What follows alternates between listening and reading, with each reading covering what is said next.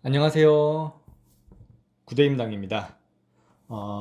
오늘은 이전 영상에서 한번 쓱 하고 지나갔던 이야기인데, 제품을 최저가로만 판매하면 발생하는 이 사업적인 리스크에 대해서 말씀드려보고, 제가 사용하는 적정 마진 설정 방법에 대해서도 한번 안내를 드려볼까 합니다.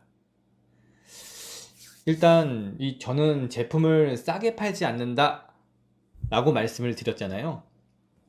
근데 사실 저도 이 사업에 대해서 아무런 지식이 없던 시기에는 정말 무조건 저렴하게만 판매하던 시절이 있었어요.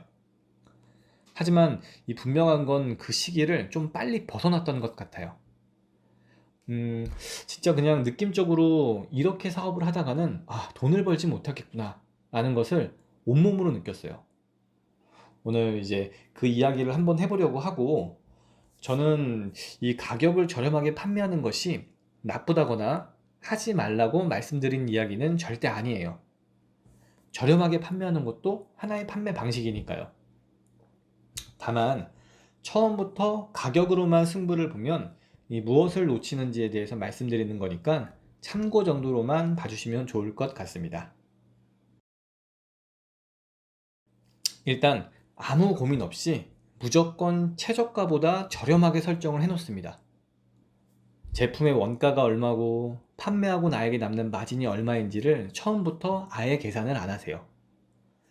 가격으로만 승부를 보시는 분들은 이 최저가가 가장 중요하고 모든 고객님들이 가장 저렴한 것을 구매할 것이라는 생각이 강해서 다른 것은 절대 눈에 들어오지 않습니다. 이 통계적으로요, 여성분들이 가격이 조금 있더라도 리뷰가 있는 안정적인 제품을 많이 구매하시고, 남성분들은 보통 설명이 조금 부실해도 최저가를 많이 구매하신다고 합니다. 중요한 건 이 온라인 시장에서 여성분들이 갖는 구매 파워가 아주 정말 크거든요. 때문에 단순하게만 저렴하면 잘 팔릴 것이다 라는 생각은 오류가 좀 있는 것 같아요. 이렇게 최저가로 계속 상품을 판매하다 보면 나중에 어떤 상황이 발생하냐면요, 가격이 저렴해서 판매는 곧잘 되긴 하는데 돈을 버는 목적보다는 지금 내가 뭔가 하고 있구나, 이게 지금 판매가 되네 라는 것에 빠져가지고 실속을 챙기지 못하게 돼요. 이 해외 배송 제품들은 배송 기간이 굉장히 길기 때문에 CS를 계속 해줘야 되거든요. 열심히 일한 만큼 따르는 보상이 없어서 나중에는 결국 가격을 올리게 되고, 그러면 다시 판매 축소로 이어지니까 다시 올린 가격을 낮추는 행동을 반복하게 됩니다. 이 사이클을 못 벗어나는 것 같아요. 또 내가 그러했듯이 다른 누군가가 내 상품보다 더 최저가로 설정해서 판매를 계속하기 때문에 가격 경쟁만 심화되고 결국에는 건설적이고 발전적인 사업을 할 수 없게 됩니다. 저렴하게 판매할 때 가장 중요한 건요, 반품이나 교환에 대한 리스크를 무조건 줄여야 돼요. 이 제품 10개를 판매해도 결국 최저가 경쟁은 이 반품 한두 개가 사업 자체를 위태롭게 합니다. 왜냐면 최저가에는 이런 위기 대응에 필요한 리스크 비용이 전혀 포함되어 있지 않아요.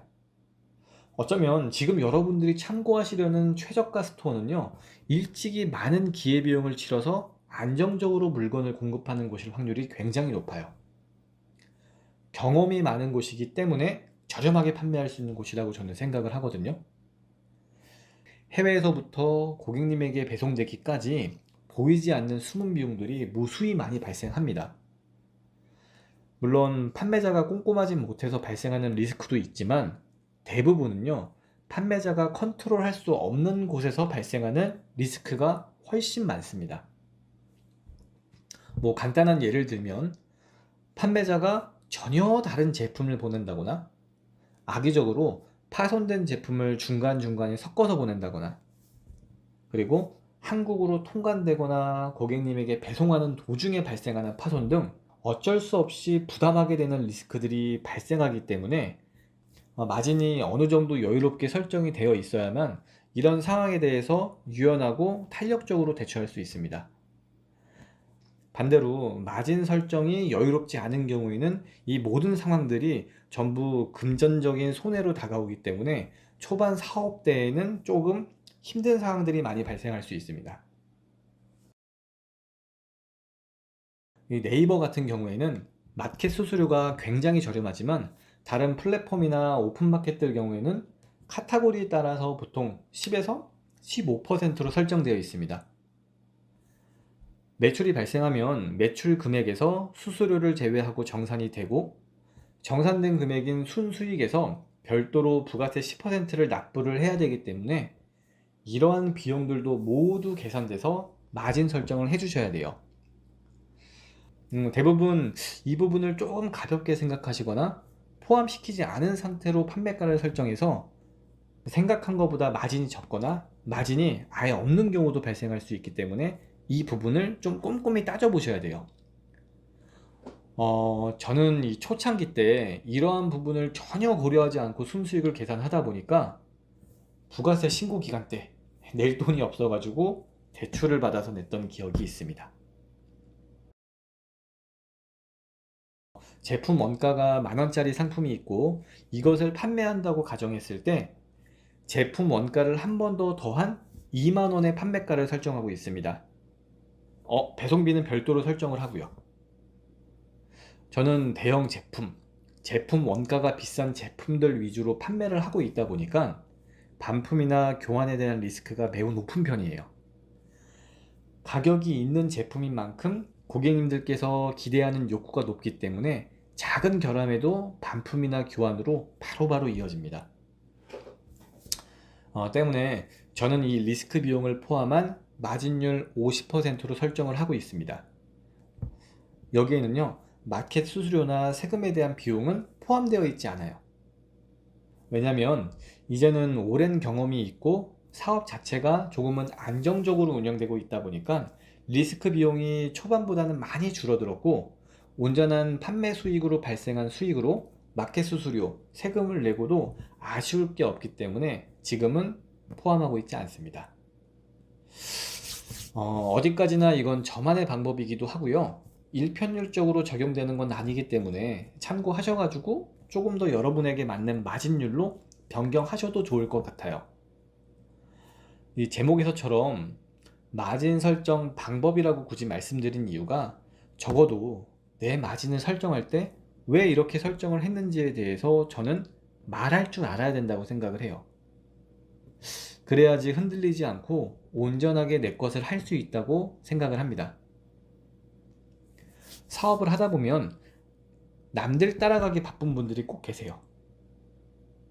결국 돈을 버는 순간들은 내 것을 할 때, 내 사업을 할 때라고 보기 때문에 이 고민 없이 타 스토어를 따라하는 것만으로는 저는 큰 돈을 벌 수 없다고 생각을 합니다.